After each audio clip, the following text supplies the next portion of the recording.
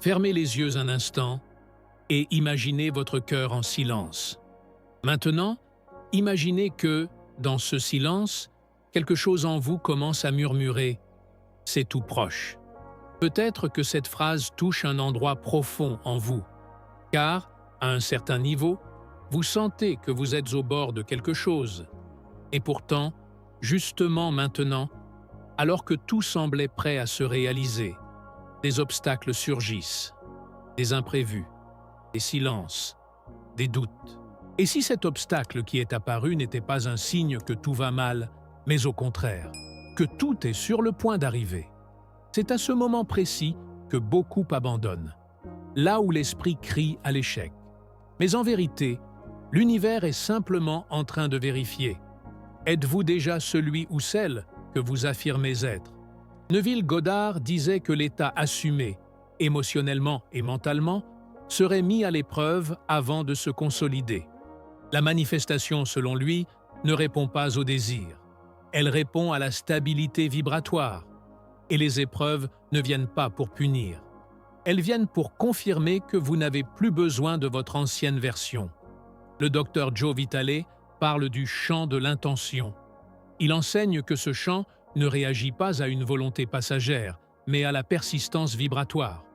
En d'autres termes, vous ne manifestez pas ce que vous pensez de temps en temps. Vous manifestez ce que vous vibrez avec constance. Et malheureusement, beaucoup abandonnent précisément au moment où tout commence à bouger. Imaginez un instant qu'il existe une dernière porte vibratoire, un point symbolique où l'univers vous demande silencieusement « Désires-tu toujours cela, même sans preuve ?» Si vous répondez avec présence, avec foi, avec force intérieure, la porte s'ouvre. Si vous hésitez, la réalité revient se modeler selon le doute. Cette vidéo est une invitation à la clarté. Aujourd'hui, nous allons explorer ensemble pourquoi ces épreuves précèdent la manifestation, comment les reconnaître et, surtout, comment les traverser sans saboter votre nouvelle réalité. Car oui, l'univers met à l'épreuve avant d'accorder. Mais ces épreuves ne sont pas des ennemis.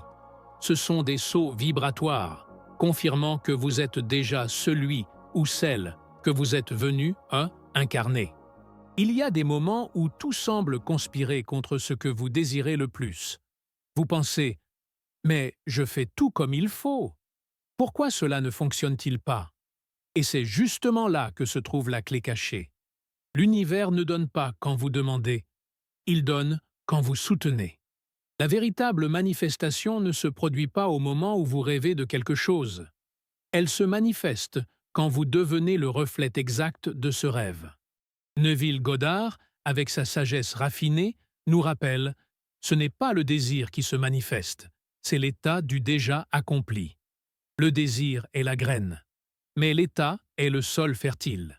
Si vous vibrez le manque, l'anxiété, le doute, vous affirmez au champ « Je ne suis pas encore ». Et c'est pour cela que les épreuves surgissent. Elles ne sont pas des punitions. Ce sont des miroirs vibratoires, révélant si vous soutenez vraiment l'état intérieur correspondant à ce que vous dites vouloir.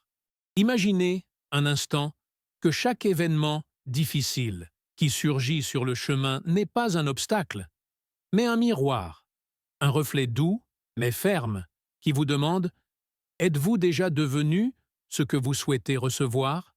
Cette question peut sembler inconfortable.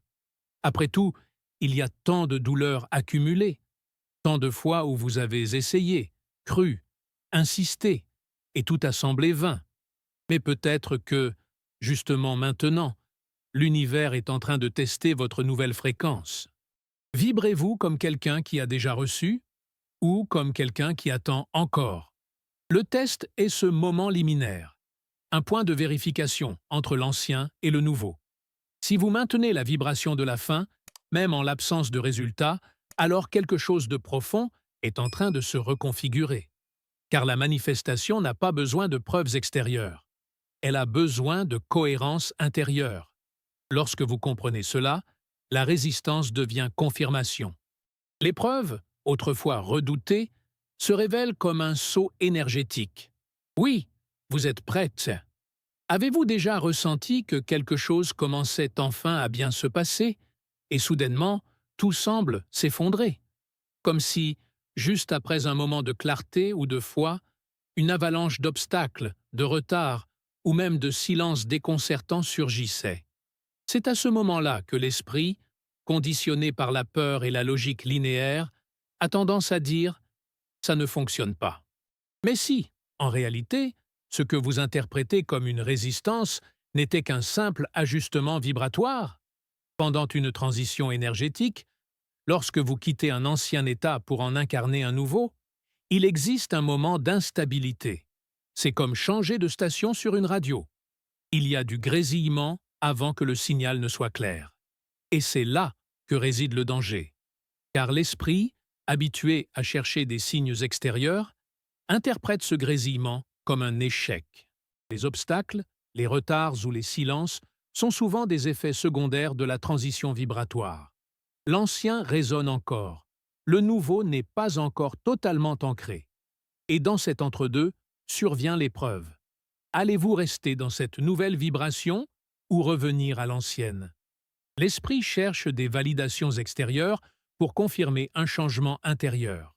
Mais le champ quantique ne fonctionne pas ainsi. Il ne répond qu'à la cohérence vibratoire.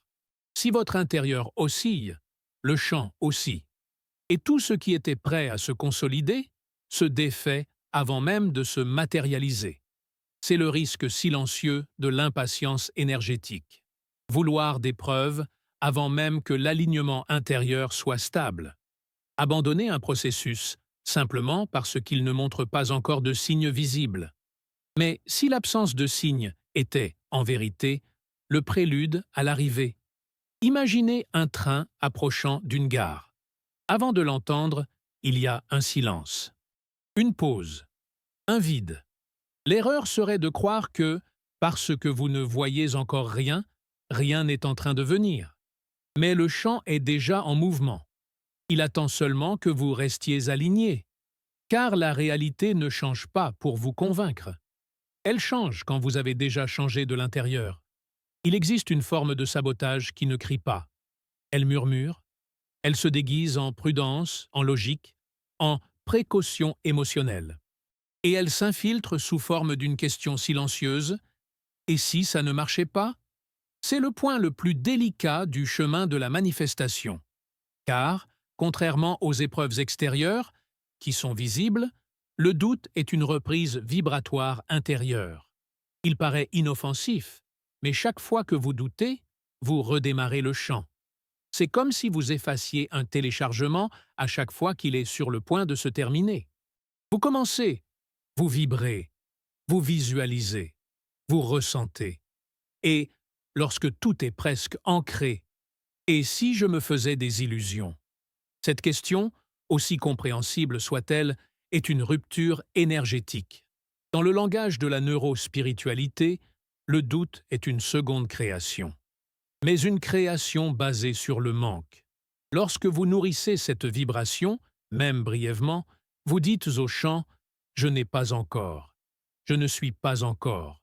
Et le champ, obéissant, répond « Alors continue d'attendre ». Neville Goddard était clair. Le secret, c'est de rester à la fin, même sans preuve, car la véritable foi ne s'ancre pas dans le visible. Elle se soutient dans l'absence, dans l'anticipation vibratoire de ce qui est déjà vrai dans l'invisible. C'est l'épreuve silencieuse que peu traversent, parce qu'elle exige une forme de courage qui ne fait pas de bruit.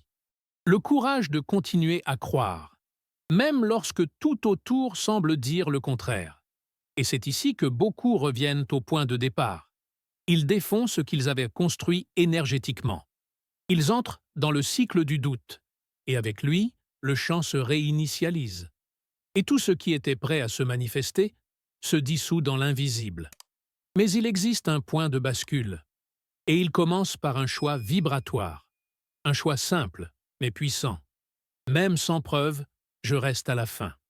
Cette persistance silencieuse est ce qui rompt le cycle. C'est ce qui ancre la nouvelle réalité. Et c'est ce qui transforme le doute en portail. Avez-vous déjà remarqué qu'il vous arrive de penser à quelque chose que vous désirez profondément et de ressentir une tension dans la poitrine plutôt qu'un enthousiasme, comme si, même en visualisant le meilleur scénario, votre corps ne répondait pas avec légèreté, mais avec crispation? Cela se produit parce que ce n'est pas ce que vous pensez que le chant entend, c'est ce que vous ressentez. Dans le chant quantique, les émotions sont comme des fréquences qui émettent des signaux constants. Et ces signaux créent des schémas. Voilà pourquoi l'univers ne répond pas aux mots, mais à la cohérence vibratoire. Ce qui vibre, et non ce qui est mentalement affirmé, est ce qui façonne la réalité. Votre émotion dominante est le véritable vérificateur quantique de votre état. Elle révèle, sans filtre, là où vous vibrez maintenant. Cela peut sembler inconfortable à regarder, mais c'est aussi profondément libérateur, car lorsque vous reconnaissez ce que vous ressentez, vous récupérez le pouvoir de transformer cette fréquence. Le docteur Joe Dispenza affirme que le corps s'habitue à certains états émotionnels, même les plus douloureux. Et, très souvent, lorsqu'on tente de manifester quelque chose de nouveau, le corps répond par une résistance. Non pas parce que vous êtes dans l'erreur, mais parce qu'il est addict au schéma ancien. C'est pourquoi il est essentiel d'identifier avec honnêteté l'émotion qui surgit lorsque vous pensez à ce que vous désirez. Est-ce de l'espoir ou de la peur? De la gratitude ou de l'anxiété? De la confiance ou du manque? Cette prise de conscience est le début de la transformation vibratoire. Car en percevant ce que vous vibrez, vous pouvez le transmuter. Et comment cela se fait-il? Non pas en niant ce que vous ressentez, mais en l'accueillant avec présence, et petit à petit, en reprogrammant l'émotion dominante, en visualisant la fin, en ressentant le soulagement de l'avoir déjà, en entrant dans un état de gratitude anticipée. L'émotion ne ment pas, elle ne dissimule rien, elle révèle précisément le champ dans lequel vous êtes en train de vibrer. Et en changeant votre émotion, vous changez le champ. Il est possible de dire que l'on a confiance, tout en vibrant encore la peur. Il est possible d'affirmer que l'on est prêt, alors que le cœur hésite en silence.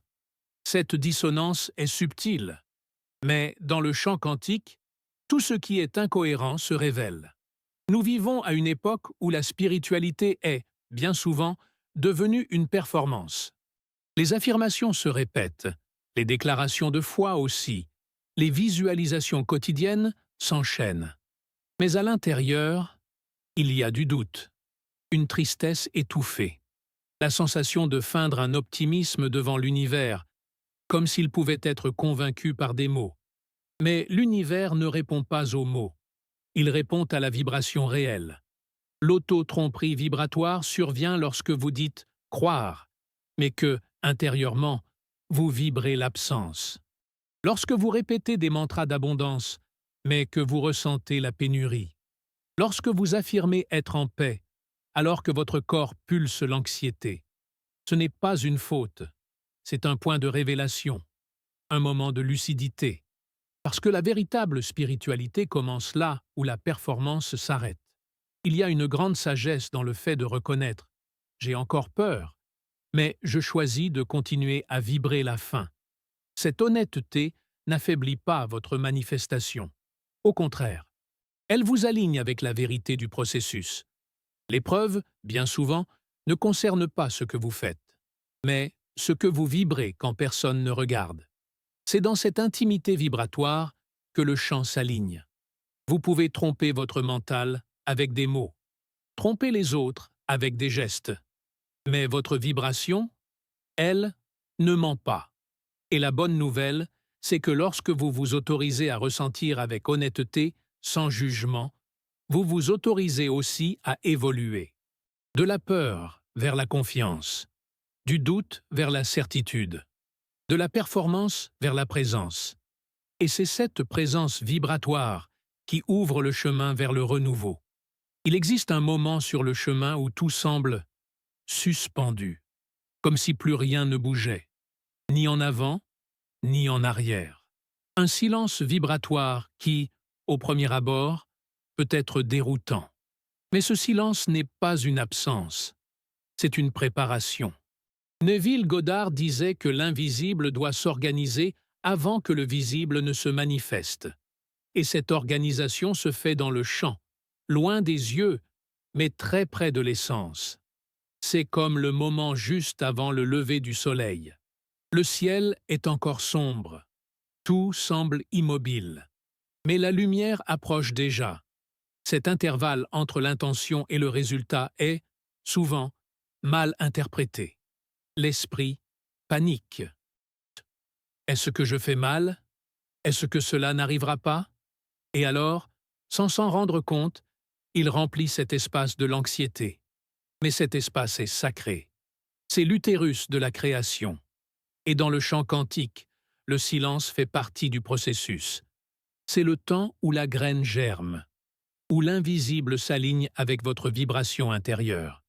Et plus vous essayez de combler ce vide par de l'agitation mentale, plus vous interférez avec la subtilité de la formation. Bruce Lipton nous rappelle que l'environnement intérieur, pensée, émotion, croyance, façonne l'environnement extérieur. Si vous remplissez le silence de peur, il s'étend. Si vous le remplissez de confiance, il fleurit. C'est l'invitation cachée du vide. Apprendre à faire confiance à l'invisible. Faire confiance que ce qui a été semé est vivant. Faire confiance que ce que vous avez vibré est en train de s'organiser, même sans signe. Car dans l'univers, ce qui est vrai s'aligne d'abord dans le champ, et ce n'est qu'ensuite qu'il se matérialise dans la forme. La maturité spirituelle naît lorsque vous apprenez à habiter ce silence sans vous perdre, lorsque vous vous reposez dans la certitude que, même sans preuve, le miracle est déjà en cours. Il existe une fréquence qui transcende le temps, un état de conscience dans lequel le futur est déjà présent, où ce que vous désirez n'est plus une quête, mais une incarnation. C'est cela, l'espace du « je suis déjà ». Alors que beaucoup attendent des signes pour croire, le chant répond à ceux qui assument la fin comme un état intérieur. La technique du « je suis déjà » n'est pas seulement une visualisation, c'est une transmutation vibratoire, un alignement entre intention, émotion et présence. Elle s'effectue en 3 mouvements simples, mais profondément transformateurs. Imaginer la fin, se voir vivre la réalité désirée comme si c'était maintenant, non comme une projection lointaine, mais comme une présence incarnée, où tout est déjà arrivé, où tout est déjà là. Assumer le sentiment du réalisé. Ne pas seulement imaginer la scène, mais ressentir le soulagement, la gratitude, la joie de celui qui a déjà reçu. Permettre au corps de ressentir, au cœur de s'ouvrir, à l'esprit de s'apaiser. Remercier comme si c'était maintenant. La gratitude est la signature vibratoire de la réalité déjà manifestée. En remerciant avant de voir, vous confirmez au chant « Je suis déjà ». Cette pratique peut, et devrait, être répétée surtout dans les moments d'épreuve. Lorsque le doute surgit, lorsque le silence devient pesant, lorsque la réalité semble ne pas répondre. Car en répétant cet état vibratoire, vous ne faites pas que résister à l'épreuve, vous la traversez avec puissance. Le Dr Joe Dispenza affirme que le corps doit être entraîné à ressentir le futur comme s'il était le présent, que le cerveau peut être reconfiguré par l'émotion répétée. Et c'est exactement ce que fait cette technique. Elle crée un nouveau champ, un champ où la manifestation est déjà réelle, où le miracle est déjà en cours, où l'univers a déjà reçu votre réponse. Oui, je suis prêt. Et dans cet état, le temps se plie, la réalité se réorganise, et l'invisible commence à devenir visible.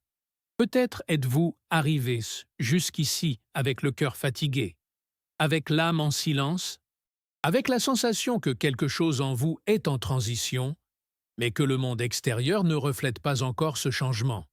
Et peut-être qu'à présent, tout cela prend un peu plus de sens. L'épreuve ne vient pas pour détruire, elle vient pour révéler. Bruce Lipton nous enseigne que l'environnement extérieur n'est que le reflet de l'environnement intérieur, que les croyances, et les émotions cohérentes génèrent des réalités cohérentes.